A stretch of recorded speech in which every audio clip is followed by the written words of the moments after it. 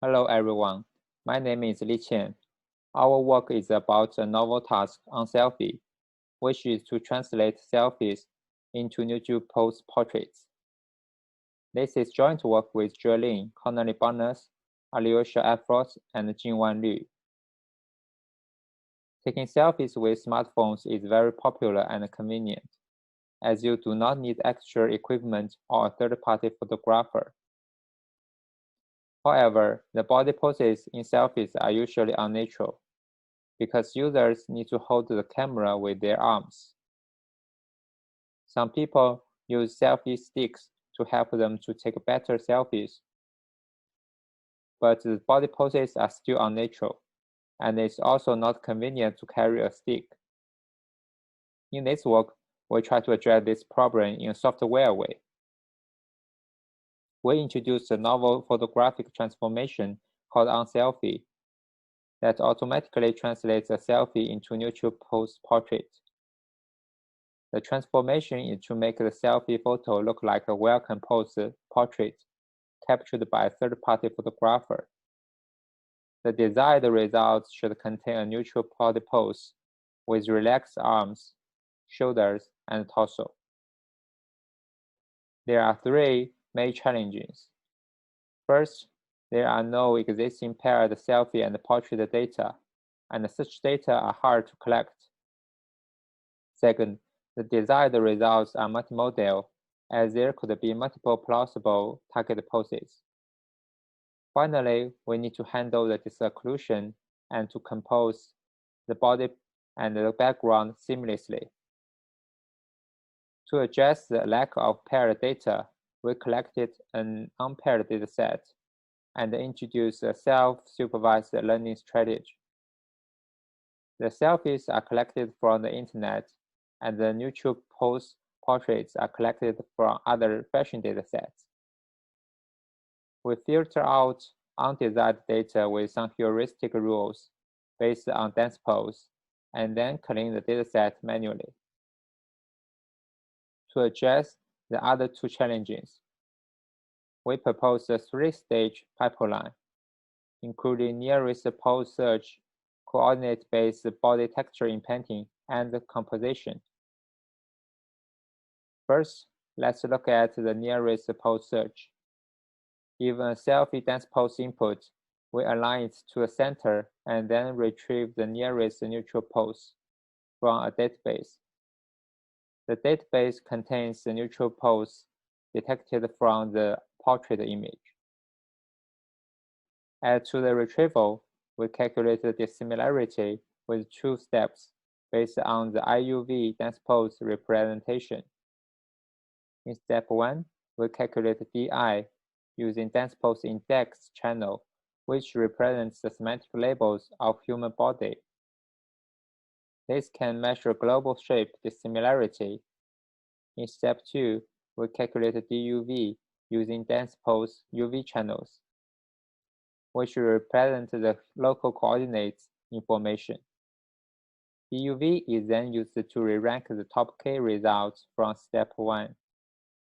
Our retrieval-based pose search is non-parametric, and the retrieved pose is always realistic.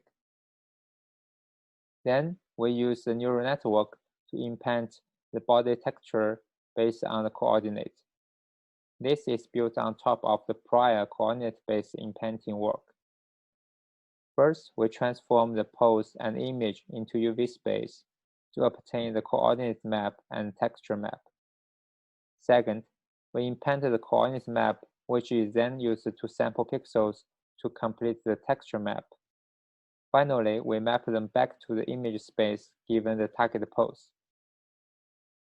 As to the supervision, we use one identity loss to preserve the source coordinate, and use L1 and perception losses to measure the difference between the output and the target texture map. To train our coordinate-based imprinting network in a self-supervised way, we synthesize the paired data with dense pose mapping. The synthesis could happen in either image space or UV space. In the image space, there will be some holes in the synthesized selfie image because of the invisible pixels. So training with such data will make the model sensitive to domain gap between fake training selfies and the real testing selfies. Instead, we use the paired data in the UV space for coordinate-based implanting. After generating the coarse result of the human body, we then design another all-in-one composition network to jointly refine body texture, fill in background holes, and combine them seamlessly. We use the coarse result, target pose, and background as input for one branch, and use the warped coordinate to warp the source pose and selfie image with the deformable skip connection. Finally, we predict an alpha mask for the final composition in order to keep the head and other background regions untouched.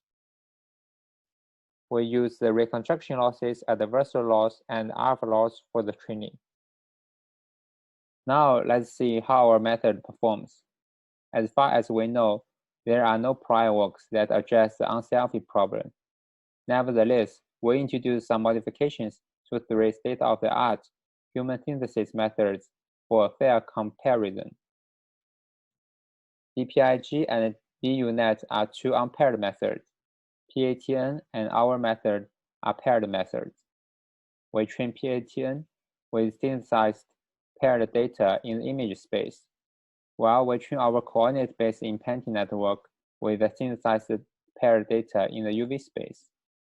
Note that we use our proposed nearest pose search to obtain the target pose, and all previous methods do not have such design. We can observe that our method can generate more photorealistic body and background appearances. Furthermore, when equipped with an actual off-the-shelf implanting network, we can have a better background. Because there is no ground truth, we use user study and FID-KID scores to measure the performance quantitatively. Compared to the other baselines, users prefer our results around 80%. The FID and KID scores are used to measure how realistic the generated image looks like. As we only want to change the upper body but do not want to modify the background and head, we use both real selfies and the neutral pose portraits as our real domain. As expected, our method performs better on FID and KID scores. Our nearest pose search module is a retrieval-based method, so it naturally allows multimodal results. Here we show the results of the top 5 poses. Users can choose their favorite ones. While our approach has several limitations, first, for challenging non-frontal selfie photos or viewpoints, our pose search method may fail to find good neutral poses, and the background hole filling may result in some artifacts due to the large missing areas. Besides, our system depends on good dense pose and foreground mask detection. In some cases, for example, the left arm of the bottom selfie is not detected successfully, and it will be retained in the result. In addition, as mentioned before, the extra off-the-shelf background implanting can help to improve the background, while it sometimes may cause some artifacts, such as the gray area in the bottom sample. We leave it as our future work. Please check our paper for more details. I'm happy to answer any questions. Thank you for your attention.